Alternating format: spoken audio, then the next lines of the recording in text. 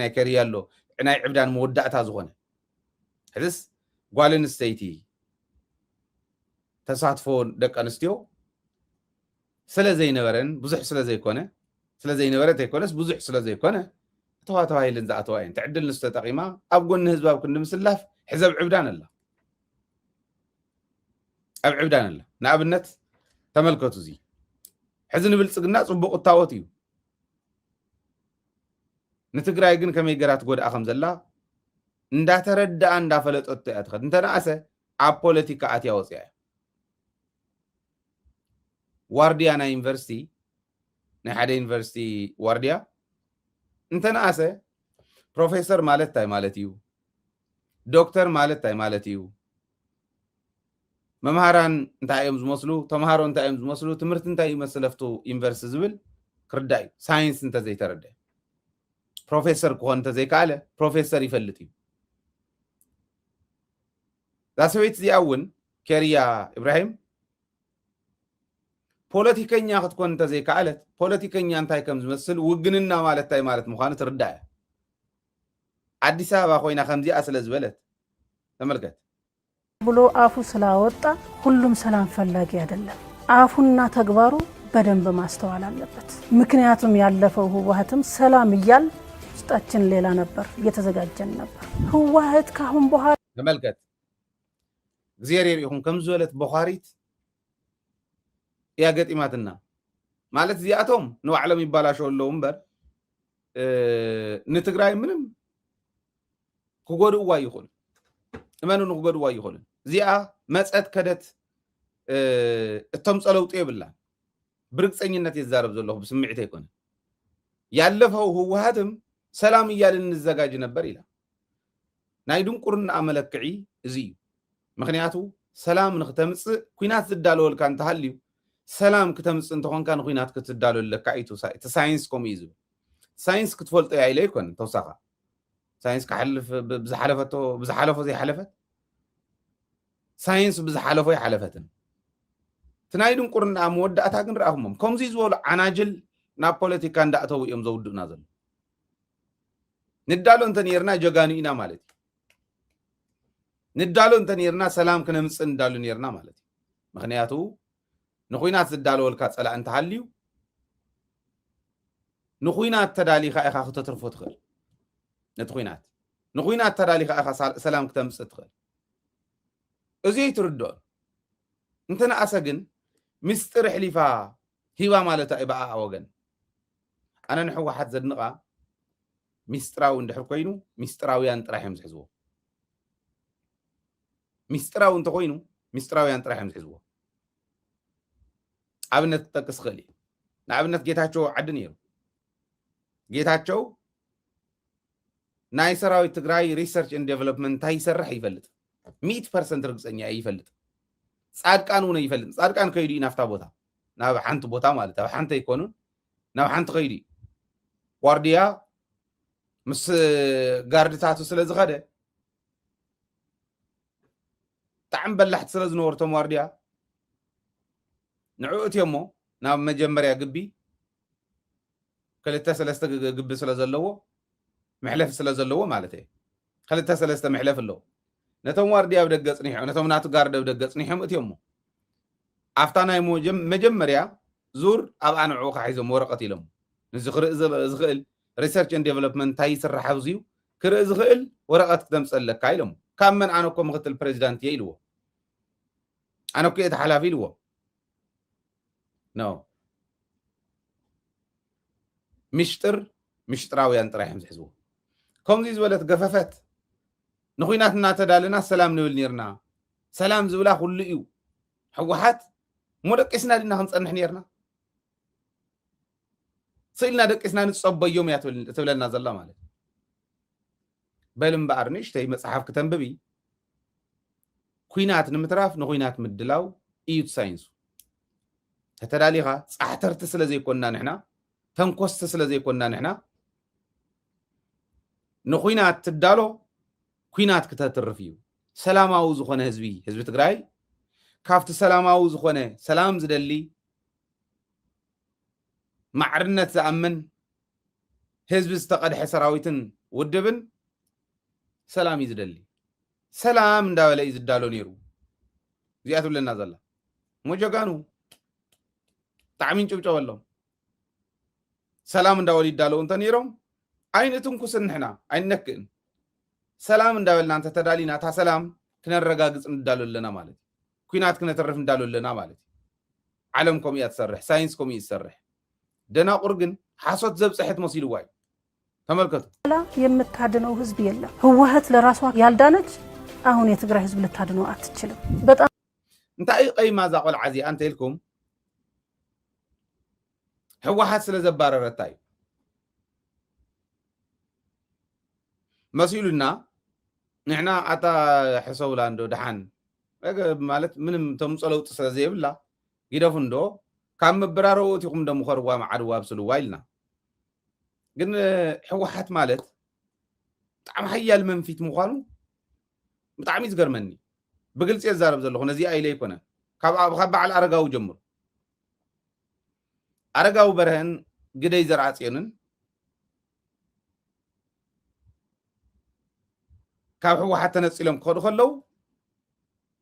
ክንደየናይ ዝኣክል ጉርድ ምንባሮም ሕዝር ኢናዮ ህዝቢ ትግራይ ዝጭፍጨፈሉ ሻዕብያ እንኳዕ ኣተወ ኣቲ ሓመድ ክገብር ኣለዎ ንትግራይ ዝበለ ግደይ ዘርዓጽዮን እዩ እዚ ብደንቢ እትርድእዎ ብደንቢ ጌርና እውን ዝሕለፍናዮ እዩ ኣብዚዩ ስታውሴ ተመልከቱ ኣነ ምስ ናይ ኤርትራ ሓይሊ ኣብ ትግራይ ምእታው ብጣዕሚ እድግፍ ደጋጊመ ተዛሪበ እየ እዚ ነዞም ካብቲ ፒኤልኤፍ ዝሓመቐ ተኣሽሙ ውድብ የለን ኣብዚ ከባቢና እዚ ነዚ ሓይሊ እዚ ከዓ ንምጥፋእ ናይ ህዝባዊ ግንባር ኣስተዋፅኦ ዓብይ ግደ ኣለዎ ተመልከት ሻዕብያ እንኳዕ ኣተወይ ዝብለና ዘሎ ግደይ ዘርዓጽዮን ይበሃል ግደይ ዘርዓጽዮን ኣነ እንተይ ተወለድኩ እንተይ ተሓሰብኩ እውን ይወፂ ኸይዱ ካብ ህወሓት ብስሩ ኣብ ዘይተሓሰብ ኩሉ ማለት ይወፂ ኸይዱ ኣባረሮ እሞ ኦረዲ ተሸኺሉ ስለ ዝነበረ ዝከኣለ ይጉየ ዘይከኣለ ይሳለ ዝተሸኽለ ይተኣለ ስለ ዝነበረ ዝተሸኽሉ ኣሊ ስለ ዝነበረ ታውድብ ኣልያቶ አረጋው እውን ከምኡ ይተኣልዩ እዞም ጉርድታት እዚኦም መፅኦም ናይ ጉርዲ ስርሖም ክሰርሑ ርኢና እዮም እንተይ ተወለድና ካብቲ ውድብ ወፅኦም ተኣልዮም ዝኸዱ ኣብዚ ደረጃ እዚኡ ዝዕድመ እዚኡ ምስኮንና መፅኦም ጉርድነቶም ርኢና ኣነ ኣብዚ ተዛሪበ ነይረ ኣምባሳደር ስዩም መስፍን ካልኦት እውን ዓበይቲ ዘለውዎ ምስ ዕርኽተይ ምስ ውፀተይ ኮይነ ነዚ ሰምዕዎ እንታይ ይብል ከም ዘለኹ ይርድኡ እዮም ዓበይቲ እያታትና በዓል ኣረጋዊ ዝመስሎ ኣባሪርኩም ኢኹም ስለዚ ንሕና ናይሎም መናእሰይ ክንዓርቀኩም ክነምፆም እንዶ ክንሓቶም እንዶ ኢልና ከምኡ ኢልና ሓቲትናዮም ነርና ኢና ሰባት ይመሲሉና ነይሩ ጉርድታት ይመሰለና ህወሓት ግን ከም ውድብ ጉርዲ ከመይ ገራ ከም ተኣሊ ረኣዩ ሓደ ደይልኩም ካብ ህወሓት ምስ ወፁ ንህዝቢ ትግራይ ክዘምትሉ ከለው ብምርኣይ ጥራሕ ጉርዲ ምንባሮም ምርግጋፅ ይከኣል እዩ ዝብል ዘሎ ካብ ኣረጋውን ላዕሊ ካብ ግደይ ዘርኣፅዮን ላዕሊ ጉርዲ የለን ንምንታይ ኢኻ ከምኡ ትብል ፀርፊ እንዲሁ ከይትብሉ ጉርዲ ማለት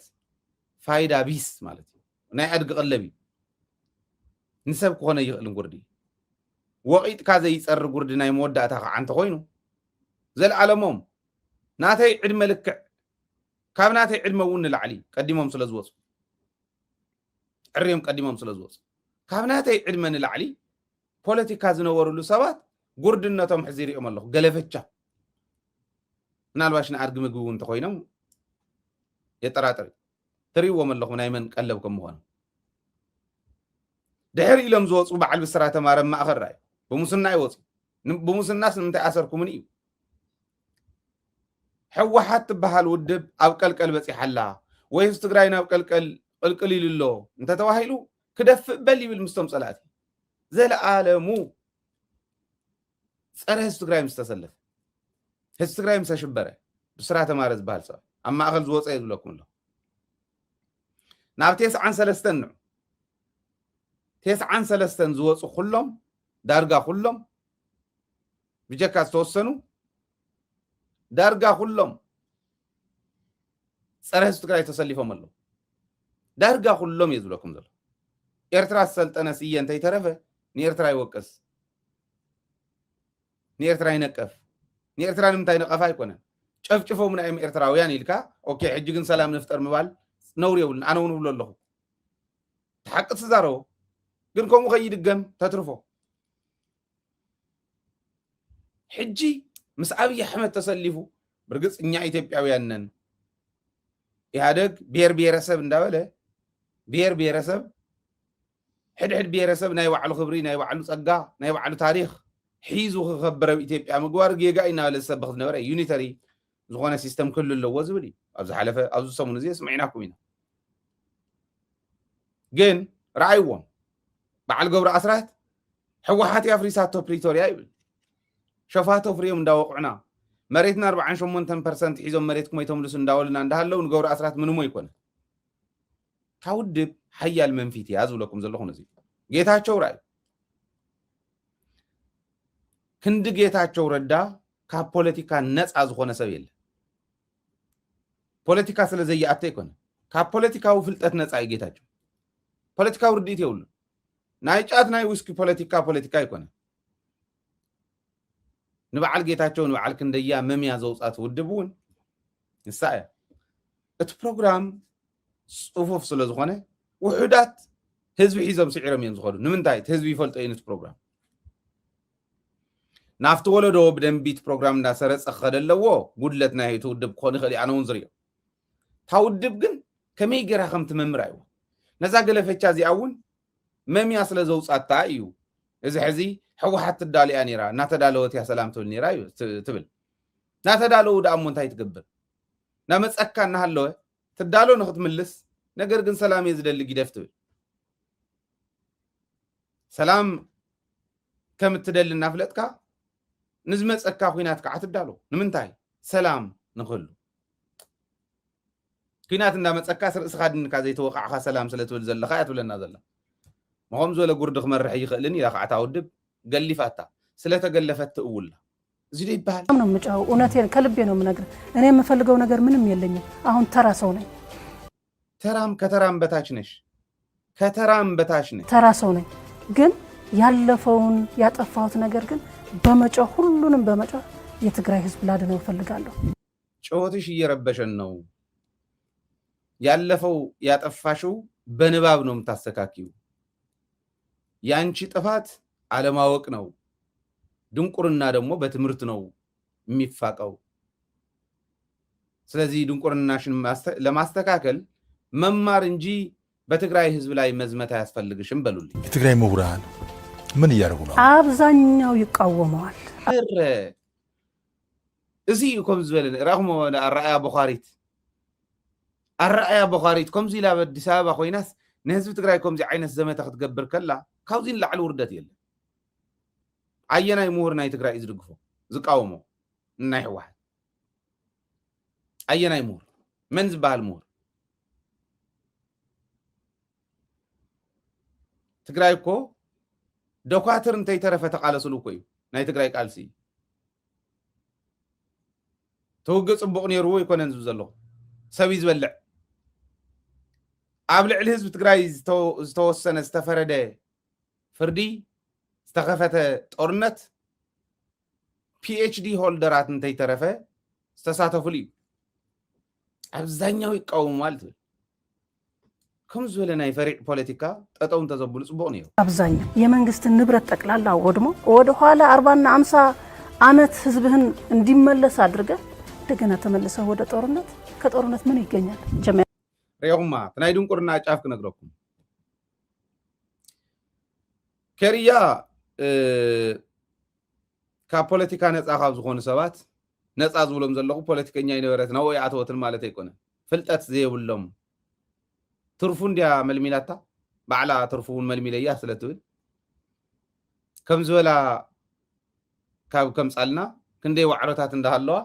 ፖለቲካ ትግራይ በዚኦም ክብፅወፅ ምግባር ናይቶም ዘምፁ እዩ ፀገም ግን 40-50 ዓመት እንድሕሪት መሊስካ ህዝብካ ትብል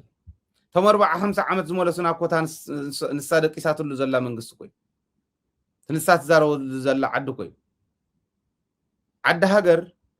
ናይ ካሊ ዓዲ ዜጋታት ናይ ካሊ ዓዲ ፖለቲከኛታት በዓል ፔካ ሃበስቶ 100 ዓመት እንድሕሪት ክንመልሶ ኢና ዋይፕ አውት ምግባር እንተዘይክኢልና ትግራዋይ 100 ዓመት እንድሕሪት ክንመልሶ ኢና ኢሎሙኒ ፖለቲከኛታት ኢትዮጵያ ዝብሉሉ ኬርያ አዲስ አበባ ተጋሕቲና 40-50 ዓመት ዝመለሱ ሕወሓት ይትብል ብርግጽ ለውጥ የምጽን ትርጉም ዘለዎ ናይ ፖለቲካ ለውጥ ክተምጽእ ይትኽእል ምክንያቱ ተሐቂ ኣብ መሬት ትግራይ ዘሎ ስለ ዝኾነ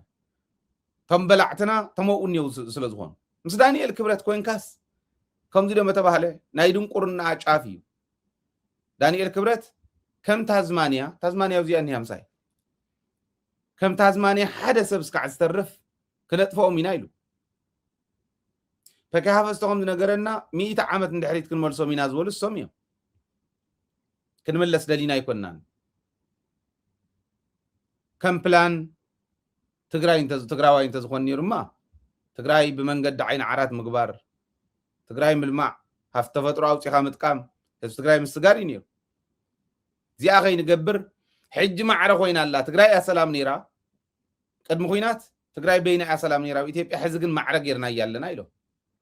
ቅድሚ ኩናት መቐለ እያ ልዕል ዝበለት ነይራ እሞ በሻሻ ጌርና እያለና ኢሎም ትግራይ ናብኡ ዘውረድዋ እኮ ቶም ስኽዝኒ ኩሎም እዮም ከምዚ ዝበለ ናይ ድንቁርና ጫፍ መግለጽ ዝኾነ መደረ ምዝራብ እንተዝገድፍዎ ሓዳራ እንተትገብር ስቂላ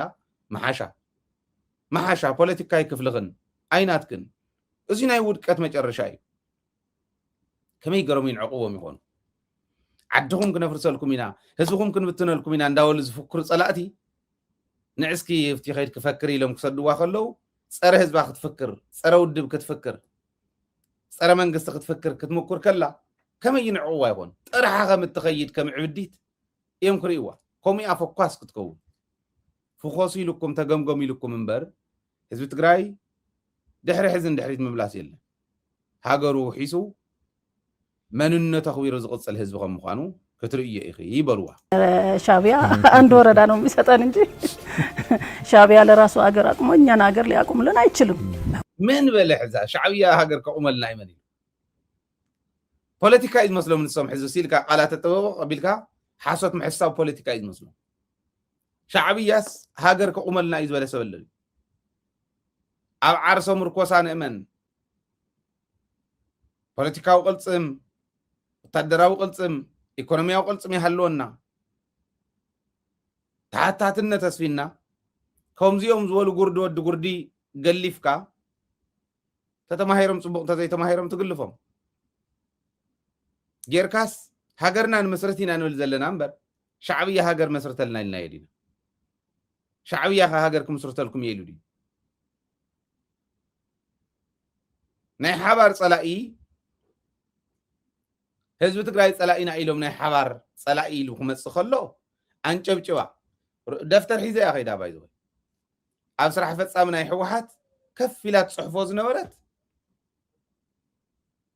ዝተዋሃበ ዳይሬክሽን ኩሉ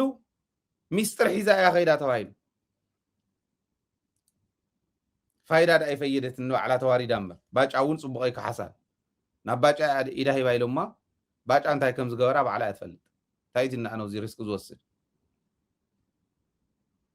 ጽቡቐይ ክሓሳን ጽቡቐይ ፈደያ ንባዕላ እያ ተዋሪዳ ስለዚ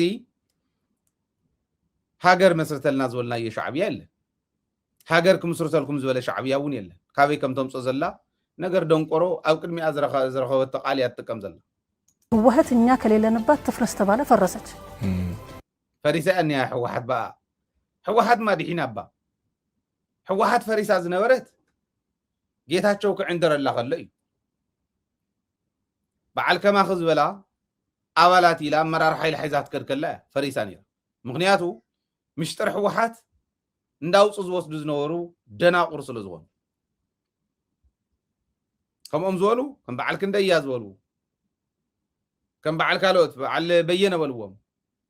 كم زيوم زولو أكوات حزاب زنورة اللي هو حد فريساني رام خلياتو واشتغل مشتري حس كان دحر زي تغير كم ودب كم مرح عدي مشتر دحر زي تعقب كون كاترقم يقول ودب يكونتن اوريدي مسار حس على اغيرم مانيرو نزيوم غحيفام صوصات جن حزي بحم تبهال توصيلا زوصيلا ترفنا غالي ما خلاي كوميتي تاكي وقني حزي من صحافه سلام خلاي كوميتي اخيوا كونسل تاكي وقني من صحافه سلا كونسل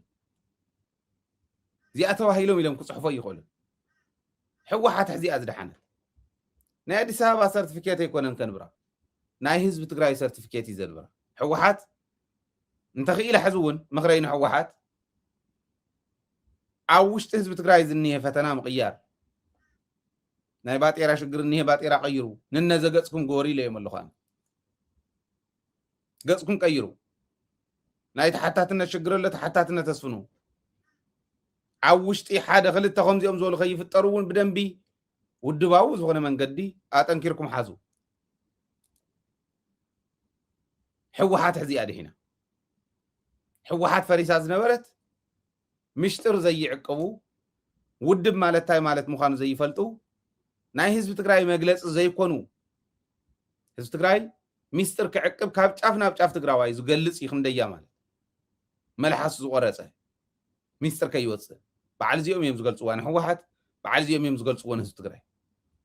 ከምዚኦም ዝበሉ ገፈፈት ግን ገፈፈት እዮም ናይ በዓል አረጋዊ ናይ በዓል ግደይ ዘራጽዮን መንገዲ ተኸቲሎም ዝኸዱ ፖለቲከኛታት ኢና ባህልቲ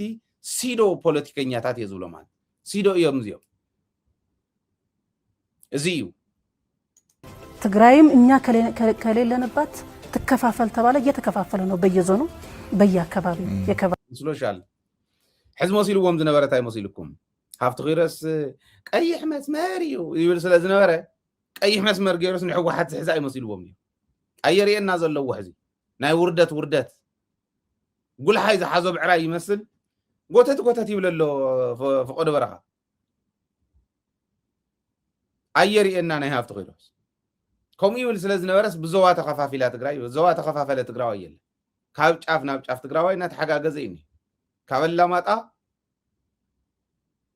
ኣብ ሸራሮ ኣብ ዓዲ ዓሮን ኣብ ዘለው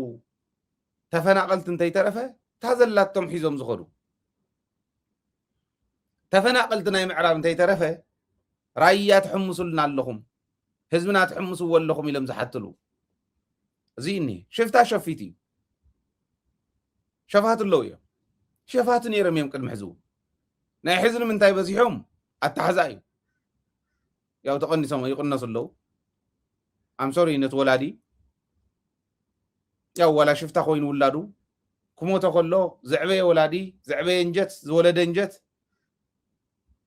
ከም ዝሓዝን ይኣምን እየ ፈልጥ እየ ግን ምንም ምግባር ይከኣል እንድሕር ሸፊቱ ኣቦን ወድን እውን ክዋግኡ ይኽእሉ እዮም ከምኡ ከዓ ሓሊፍ እዩ ኣብቲ ዘመን እኒ ዝኒኦ ዘመን ሽፍትነት ኣብ 1920 ክፍለ ዘመን ዘለው ደናቁር 20 እውን ይነበረ እንደውም 20 ዳርጋ ኣብ 20 መወዳእታስ ዳርጋ ሽፍታ ዝበሃል ተወዲ ኣብ ሽፍትነት ዘለው ደናቁር ተኸፋፈለት ትግራይ እዩ ዝመስሎም ትግራይ ሓደ እያ ሓንቲ እያ ተርእይዎም ነርኩም ዞባ ደቡብ እዮም ጆሆ ሒዞምልና ነይሮም ጀጋኒ ይመርሕዎ ኣለዉ ሕዚ መናእሰይ ይመርሕዎ ኣለዉ ሕዚ ኣቕሪብናልኩም ከው ቀዳመ ካብቶም መራሕቲ ውሽጢ እዮም ካልኦት እውን ክንቅፅል ኢና ሽረኦም ከፍርስዋ ኢሎም ነይሮም ፋሕ ብትኖም ኣትዮም ቶም ከፍርሱ ተላኢኾም ዝነበሩ ስጋ ከም ዝረኣየ ከልቢ እንዳለዘየ ይመፁ ይገለገል እዩ ስልጣን ክሕዝ ስልጣን ንስኻ ተመዲብካ ኣለካ ክበሃል ከሎ እሱያ ትብለና ዘላ የለን ንሱ ዳ እሞ ብጀጋኑ እኮ ፈሪሱ ደቂ ኣንስትዮ ትግራይ ከምቲ ዝረኣኹም እንተን ዋዕሮታት እየን ንጌታቸው ጫማ ፀፊዒት ፀፊዐን ሰዲዶን ችድ ዳውላካ ሒዝካ ኢሉ ነው ካብ ሽረ ዳውላካ ሒዝካ ኺድ ኢሉ ነው ዳውላታት ስለ ዝነበረው ከምኣ ደቂ ኣንስትዮ እየን ግን ኣፈላለዩ እዩ ሻዕቢያውነት ችግር ሰፊ ያለ የትግራይ ህዝብ እንዴት እናድነው ነው አሁን ዋናው አጀንዳችን። የትግራይ ህዝብ እንዴት እናድነው? እንዴት ያውታል አስተያየት? መጀመሪያ ፌደራል መንግስት ከተገናኘ ወይም ወደዚህ ዞር ካልክ ባንዳና ከሃዲና ተላላኪና ማለት ነው። እዚ ጋር ያለ አል ባንዳ አለ። ባንዳ ማለት በትክክል ሹም ባንዳ ክትገልጽ ትኽእል እያ። ኣብ ትግራይስ ንዳሎ ነርና ኢላ እኮ ያ ምስጢር ትወስድ ዘላ ታይ ማለት ዲ ባንዳ ማለት ባንዳ ማለት እኮ ጸርፊ ዝመስሎ ገለገል እዩ። ባንዳ እኮ ሹም እዩ ጸረ ህዝቢ ማለት እዩ። ህዝባዊ ተልእኮ ዝሰሓተ ማለት እዩ። ስራሕ ፈጻሚት ናይ ሕወሓት ኮይና ድንገት ማለት ብሓደጋ ብድንገት ስራሕ ፈጻሚት ኮይና ዝረኸበቶ ምስጢር ንጸላኢ ሕሊፍካ መሃብ ማለት ኮይ ባንዳነት ማለት ስራሕ ፈጻሚት ስለ ዝነበረት ክንዳሎለና ጸላኢ ይመጽሎ ንሕና ሰላም ንበል ሕገ መንግስቲ ይከበረልና ንበል ተተኸቢሩ ጽቡቕ ተመጽዮም ግን ህዝብና ከይብላዕና ንዳሎ ኢሉ ንዝዳሎ ውድብ ምስጢር ያሕሊፍ ሃይባ ማለት ታይ ተኣምር ኣለዎ ዚዳ ምስጢር ይመስልዋ ተኣምር ግን የብሉን ክዳሎ ናይ ግድን እዩ። ሕጂ እውን ተዳለው ድሮን ይኸምጽእ ጸረ ድሮን ሓዙ ድሮን ንወንን ጸረ ድሮን ንወንን ጸረ ኣየር ንወንን ብበዝሕ ንሓዝ ምስጢር ኣይኮነን እዚ ንምንታይ ኢና ንሕዞ ኣየር ስለ ዝመጻ ድሮን ስለ ዝመጻ መዳፍዕ ስለ ዝመጽእ ሚሳኤል እንተሃልይዎ እውን ጸረ ሚሳኤል ይተሓዝ ንምንታይ ስለ ዝመጸና ከይንጠፍእ እዚኦም ቶም ጀጋኑ ዝሰርሕዎ እዩ። ደንቆሮ ከምዚኣ ዝበለ ግን ከምዚያ ንገብር ነርና ኢላስ ሓሶት መሲልዋ ትሕሱ ሕዚ ህዝቢ ትግራይ ንምድሓን በኣኽ ዝድሕን ህዝቢ ትግራይ የለን። በኣኽ ዝድሕን በከምዚኦም ዝበሉ ዝድሕን ትግራዋይ የለን። ህዝቢ ትግራይ ጽኑዕ ህዝቢ እዩ። ውዳበ ዝፈልጥ ህዝቢ እዩ። ሚስጥር ምዕቃብ ዝፈልጥ ህዝቢ እዩ። ንመንነቱ ንኽብሩ እስካዕ መስዋዕትነት ዝኸይድ ህዝቢ እዩ። ሕዚ ንብል ዘለና ግን መስዋዕትነት ተትሪፍና ልዕሊ ጸላኢ ኮይንና ተራኺብና ልዕሊ ጸላኢ ተዳሊና ጸላኢ ዘለዎ ንክተርፍ ንግበር ኢና ንብል እምበኣር እዚ እውን ሓሰት እንተኮይኑ ከይድ ከሓሱ አሁን ደግሞ የሻዕቢያ ከሻዕቢያና አሁን እየጀማመሩት ያሉ ነገር እሱን ከተቃወምክ አሁን ደግሞ ባንዳ ነህ። ጠቅላላ ህዝቡ ባንዳ በባንዳ ሆነ። ሁሉም ንምንታይ ባንዳ ዝሆን ጠቅላላ ህዝቡ ባንዳ በባንዳ ሆነ ኢላ ጠቅላላ ህዝቡ ባንዳ በባንዳ አልሆነ። ህዝቢ ትግራይ ሰላም ይዝደሊ ሰላሙ ከዓ ከረጋግጸላ ዝኽእለላ መንገዲ ይፈልጣ እዩ። ንኣብነት ክልተ እንድያ ባንዳ ምስ ፌደራል መንግስቲ እንተሰሪሕካ ባንዳ ኢኻ ኢላ ትኽክል እዩ። ንምንታይ ፌደራል መንግስቲ እኮ መሬትና ሕዲጉና ኣሎ፣ ብድሮን ይጭፍጨፈና ኣሎ። መሬትና ሲ ወሲዱስ ዞባ ሹም ቀይሮም እኮ ናብ ካሊእ ዝሃበ ኮይ ምስ ዝኾንካ ምስራሕ ባንዳነት ጥራሕ ኣይኮነን ዘለዓለማዊ ባንዳነት ዝብል ቅጽል ተዋሂብዎ ዘለዓለማዊ ባንዳ ተዋሂሎም እዮም ክቕመጥ ዘለዎም ከም ዝበሉ ምስ ሻዕብያ ዝገብርዎ ዘለዉ ረኽቢ ምቅዋም ትብል ነዚ እንተተቃዊምካ እውን ባንዳ ኢኻ ኢላ ኦፍኮርስ ባንዳ ንምንታይ ንሕና ንህዝቢ ትግራይ ሰላም ክንገብረሉ ኢና እንተኢልና እንታይ ኢና ክንገብር እቶም ሰራዊት ከፈቢልና ወዲርና ኣብ ድፋዕ ኮይኑ ምስኪን መንእሰይ ዓዱ ከኽብር መንነቱ ከኽብር ዝሕልዎ ዘሎ ብሰላም ክሕሎ እንተጌርናዮ ትድፋዕ ብሰላም ክፈርስ እንተጌርናዮ ንህዝቢ ትግራይ ዝጠቕሞ ንሱ ስለ ዝኾነ ሰላም ኣይጠቕሞን እያ ትብለና ዘላ ምስ ሻዕብያ ጽምዶ ብምግባር እኮ እንተነኣሰ 1,000 ኪሎ ሜትር 1,000 ዳርጋ 1,100 ዝኣክል ኪሎ ሜትር ነውሓት ዘለዎ ቦርደር ድፋዕ ኮይና ሰይርና ኒና ኣይርድእዎን እዚኦም ነዊሖም ክሓስቦ ይኽእሉ ነቶም ሰብ ቁርብትላን ሰንዲሮም ንቅድሚት ክሓስቦ ይኽእሉ ትጽምዶ ንዕኦም እውን ዝጠቕሞም ስለ ዝኾነ እዩ እሞ ሻዕብያ ንዕኡ ስለ ዝጠቕሞ እንዲመፅኡ ዝኒሄ ትብል ከምኡ ኩልናዮ ከምኡ ይብሉ እዮም ኣብ መድረኻት እውን ስለ ዝጠቕሞ ሻዕብያ መፂ እምበር ተዘይጠቕሞ ይመመፀን ኢሎም መብዛሕትኦም ከምኡ እዮም ዝብሉ ሻዕብያ ስለ ዝጠቕሞ ይመፅእ ኣሎ ኢልና ኣሚንና ሻዕብያ ስለ ዝጠቕሞ መፂ ኣሎ ንሕና ከዓ ሻዕብያ ይጠቕመኒ ኢሉ ናብቲ መድረኽ ምምፅኡ ይጠቕመና እዩ ምክንያቱ 1,000 ኪሎ ሜትር ድፋዕ ክንሕሎ ይንደሊ ብሰላም ክነፍርሶ ኢና ንደሊ ዘጭፍጨፈና እኮ ንሻዕብያ ሒዙ ደሞዝ እንዳኸፈለ ኣፅዋር እንዳገዝአ ውፅእ ክንብሎም ኢና እንተበሉ በዓል ገዱ ከምቲ ገዱ ዝፀሓፎ ከምኡ እንተበሉ እውን ውፅእ ከይትብልዎም ኣብ ኣይፅንሑ ዳ ኢሉ እንዳበለ ኣፅኒሑ ዘጭፍጨፈና እኮ ትንሳዝነትሉ እዩ نعا صبق فديوان تخوين باجا صبق نحن حزيننا نيرنا قالت قالن سيت تقراوي تسلا زخونه حزيننا نيرنا صبق فدين انت لا تسمع معوان تخوين كن تخيد تناي شعبيه كن نعانا يطقمنا إلنا نخد زلنا شعبيه يطقمو سلا زخونه سلا زمصي حزين لنا يكون شعبيه ونكمس